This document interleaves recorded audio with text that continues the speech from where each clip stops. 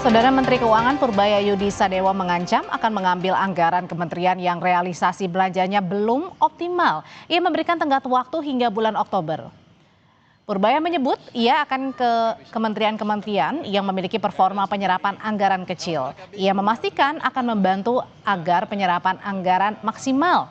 Jika tetap belum optimal hingga bulan Oktober mendatang, Purbaya menegaskan akan menarik anggaran kementerian tersebut. Purbaya menekankan anggaran harus ditujukan ke program-program rakyat dan untuk menghindari adanya anggaran nganggur.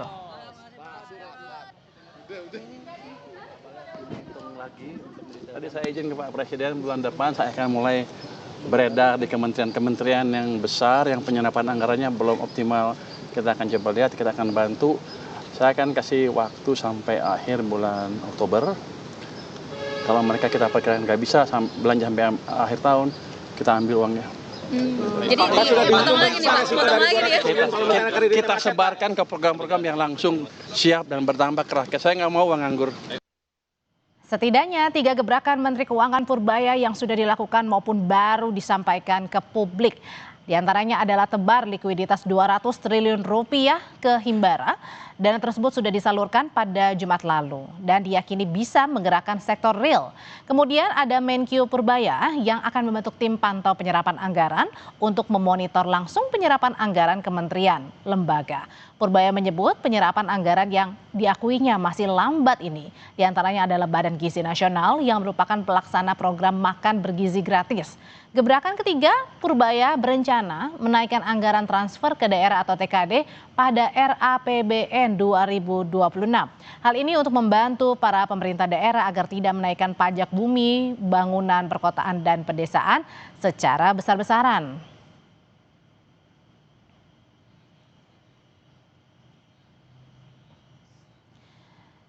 Saudara Menteri Keuangan Purbaya memberi batas waktu hingga akhir Oktober 2025 kepada kementerian dan lembaga untuk memaksimalkan penyerapan anggaran. Bila tak maksimal, maka anggaran akan ditarik kembali. Lalu pertanyaannya, tepatkah strategi menyerang ala Purbaya ini untuk mengamankan ruang fiskal? Kita bahas bersama anggota DPR dari fraksi Gerindra, Wihadi Wianto. Selamat sore, Pak Wihadi. Sore. Dan ada juga Direktur Kebijakan Publik Selyos Media Askar Wahyudi. Mas Media, selamat sore. Selamat sore, Mbak. Saya mau nanya dulu ke Mas Media, jadi menurut pandangan Mas Media, ini Menteri Keuangan Purbaya mengatakan bahwa saya sudah izin ke Presiden akan beredar ke kementerian dan juga lembaga untuk mengawasi penyerapan anggaran yang belum maksimal. Apakah ini langkah tepat seorang Menteri Keuangan Purbaya? Ini menarik sebetulnya, bahkan Pak Menteri sampai memberikan deadline ya, Oktober, memberikan tekanan kepada KL. Jadi supaya harapannya itu KL bisa mempercepat proses tender, kontrak, pencairan belanja. Di satu sisi memang ini menunjukkan setidaknya ada upaya melakukan disiplin secara fiskal, sekaligus juga mungkin shock terapi ya kepada kementerian lembaga agar lebih serius untuk melakukan penyerapan anggaran. Tapi ada catatan tentu saja ya, bahwa memang kemudian ada masalah penyerapan anggaran tapi belum tentu bisa menyelesaikan persoalan struktural juga. Problemnya di banyak KL itu karena memang perencanaan anggarannya yang buruk. Jadi KL itu menyusun anggaran yang tidak realistis, pagunya sengaja dibikin tinggi, diajukan lebih tinggi, dengan harapan untuk menjaga baseline tahun depan agar tidak dipotong. Jadi akhirnya kemudian anggaran tidak terserap.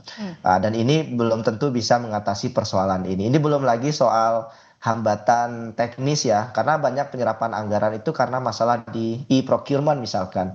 Lelangnya gagal sehingga tender nggak bisa dilakukan. Saya khawatirnya nanti kalau dipercepat, diburu-buru, maka yang terjadi malah penunjukan langsung atau mungkin rawan nepotisme dan korupsi. Jadi artinya adalah langkah yang kurang tepatnya di mana? Apakah tadi tenggatnya sebentar dari September ke Oktober atau mungkin ke kementerian lembaganya nih, seorang Menteri Keuangan? Iya, itu satu hal. Memang Kementerian Keuangan punya ruang secara undang-undang untuk mengatur arus masuk dan tata kelola belanja ya. Tapi soal pelaksanaan dan penyerapan anggaran itu ada di Kementerian Teknis begitu. Dan sama satu lagi yang paling signifikan adalah tadi Pak Menteri menyampaikan anggarannya nanti akan digeser ke program untuk masyarakat begitu ya. Dan ini perlu dilihat lagi kejelasan arah realokasinya gitu ya. Apakah untuk program populis atau seperti MBG kayak Kopdes Merah Putih misalkan. Dan ini juga perlu dilihat, jangan sampai kemudian anggaran digeser tapi juga alokasi anggaran yang baru itu juga tidak terserap. MBG misalkan itu juga baru terserap 13 triliun ya, mungkin Pak Dan itu Wihadi juga bisa menjadi sorotannya Pak Menkyu ya, Mas Media. Nah kemudian kalau gitu Pak Wihadi, dari Badan Gizi Nasional ini yang disorot adalah oleh Pak Menteri Keuangan adalah soal Badan Gizi Nasional yang lembaganya ini penyerapan anggarannya disorot karena masih lambat begitu. Nah kalau misalnya nanti sampai Oktober serapan anggarannya tidak maksimal, pertanyaannya apakah mungkin Menteri Keuangan akan menarik anggaran tersebut kemudian bisa dialihkan ke tempat lain? Karena kan ini menjadi proyek andalannya atau program andalannya Pak Prabowo. Ya begini, kalau terkait dengan masalah VGN, itu kemudian dengan anggaran yang ada dan penyerapan hingga saat ini, nah tentunya ini tetap harus disesuaikan dengan projection penggunaan daripada penyerapan BGN sampai dengan akhir tahun. Tentunya tidak bisa langsung begitu saja kemudian dilakukan pemotongan, karena bagaimanapun juga penerimaan manfaat itu kan sudah bisa diprediksi sekian banyak penambahannya sampai dengan Desember. Nah tentunya ini akan selalu diperhitungkan. Jadi saya kira permasalahan apa yang disampaikan oleh Pak Menteri itu memang patut kita dukung juga, karena bagaimanapun juga bahwa penyerapan anggaran tentunya justru akan menimbulkan pertumbuhan ekonomi, karena bagaimanapun juga ini tentunya belanja negara ini menjadi sesuatu hal yang memang bisa menggerakkan roda perekonomian. Jadi segala sesuatunya pengalokasian di tempat-tempat yang nanti yang memang membutuhkan penambahan anggaran, tentu pada saat nanti bulan Oktober yang disampaikan oleh Pak Menteri, tentunya kita lihat program-program mana yang memang bisa diberikan untuk penambahan itu. Artinya kalau ada kementerian atau lembaga yang ditemukan oleh Pak Menkyu ini anggarannya belum terserap dengan baik, kemudian tidak langsung ditarik begitu ya. Artinya kemudian tetap dikonsultasikan dulu ya Pak Wihadi gitu.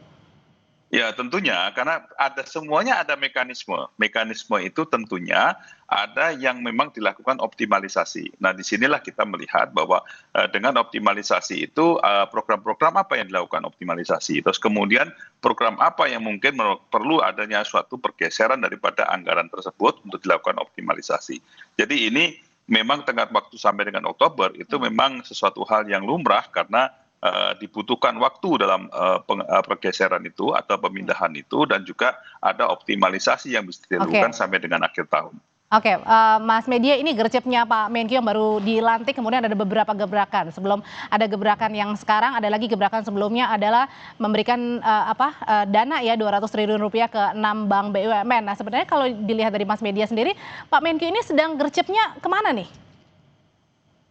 Iya, Pak Menteri mencoba melakukan shock terapi ya, pendekatan baru begitu. Tapi kalau saya lihat hari ini kita memang harus menunggu dampaknya. Tapi lagi-lagi kalau bicara soal peran Kementerian Keuangan, fungsinya kan otoritas fiskal, bendahara negara. Masalahnya Menteri Keuangan ini kan bukan operator teknis. Jadi Kemenkeu bisa menentukan siapa yang dapat anggaran, besarnya berapa, tetapi bagaimana anggaran itu dipakai secara efektif dalam bentuk output dan outcome, itu bukan ranah Kemenkeu. Itu kenapa efektivitas dari SAL yang kemudian digeser ke Bank Himbara ini lagi-lagi domainnya ada di Kementerian BUMN, pihak perbankan, termasuk juga kementerian teknis terkait berkaitan dengan misalkan nanti kalau mau dialokasikan ke Kopdes Merah Putih, makan bergizi gratis, dan program-program lainnya.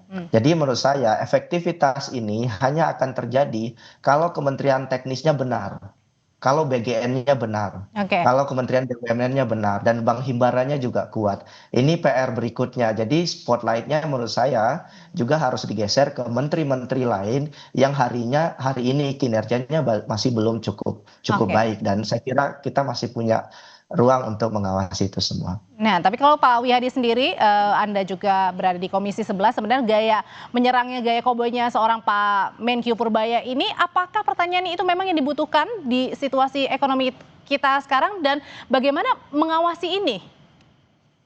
Ya, saya kira begini ya, Pak Purbaya ini kan sebelum jadi Menkyu kan sudah menjadi ketua LPS ya, kepala LPS ya. LPS ini kan lembaga penjamin ya. Jadi memang sudah sangat paham sekali terhadap permasalahan perbankan.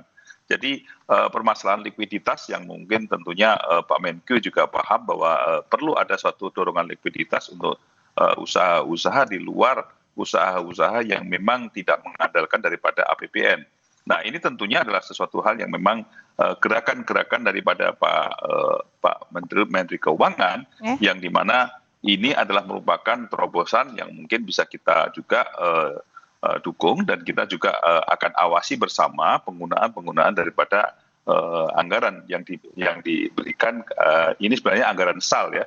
SAL ini kan memang bisa ditempatkan selama ini kan bisa ditempatkan di memang tempatkan di tempat-tempat yang memang bisa mendorong perekonomian. Saya kira ini adalah merupakan sesuatu dukungan juga yang kita harus berikan kepada Pak Menkyu, dan pengawasannya tentunya pengawasan itu nanti DPR juga akan meminta daripada realisasi itu. Pak Wihadi, terima kasih. Mas Media, terima kasih. Selamat sore, Bapak-Bapak.